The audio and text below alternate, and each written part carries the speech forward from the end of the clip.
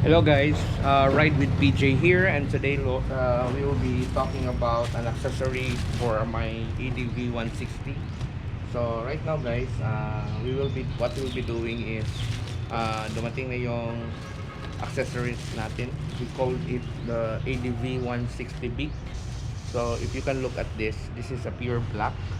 So you might be asking saan to. So I'll be showing to you. By the way, this ADV 160 is not the road sync, it's the regular one. So it's just running like around 300 kilometers pa. So this is actually new. So right now, I'm planning to install this. Maganda to kasi parang stylish siya. At the same time, it can also protect from any mud that will be coming inside the chest of the motorcycle. So first is, what we'll be doing is, we'll be unlocking the lock kasi naka-lock siya. So you might be asking paano ba natin to i-secure. So there's a button here. Then all you need to do is make it long press up to green. And then it's time now to unlock. You can hear that beep. And then press and turn one more. And then unlock na siya. Okay? So right now, you might be asking kung para saan to. So I'll show you dito sa other side.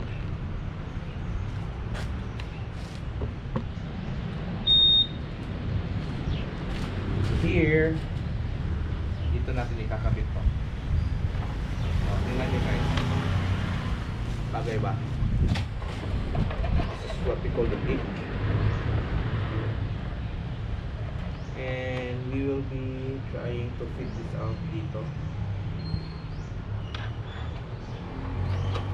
Yun. Parang ganyan yun. Okay. So we'll see how we're gonna fit this up. So what do you think? Ito yung ano niya. Mayroong hole. Tapos may screw din. Ay, kakabit na lang natin. Dito. Here. And all dito. May dalawang hole where we'll be locking at here yung screw. And then, ito, kukunin natin. Okay. We'll tear this up, down. Ito. So, dito kunin para mag-fit siya dito.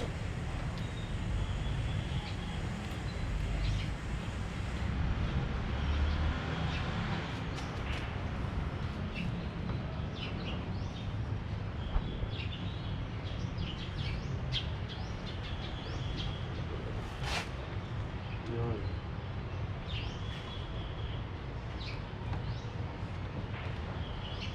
Okay. So, meron tayo ditong hole guys. So, ito yung center niya. We'll be putting this up. But since na itong ano natin, naka ceramic coat na siya, I'm planning na ipa-ceramic coat din natin para hindi siya mag-gaspag. Okay, so this is one of the thing na accessories na I want to put in my ADV 160. So what do you think guys? Mayroon ding isang type nito, medyo maliit lang, but mas gusto ko yung ano yung siding niya. Tingnan nyo, di ba? Mas maganda yung mas malapad. Ayan. Kasi yung isa parang dito lang. So I'll be adding this up, but again, if naka-ceramic na yung motor nyo, I would suggest na ceramic din nyo to kasi maglalaspag to, mag-fade yung black niya. So in the long run, so much better protected na. Okay, so we'll be setting this up and watch out for more. If you want to get one, let me know. I can share this to you kung saan to mabibili. So you can comment below, or if you want to order from me, you can also order from me.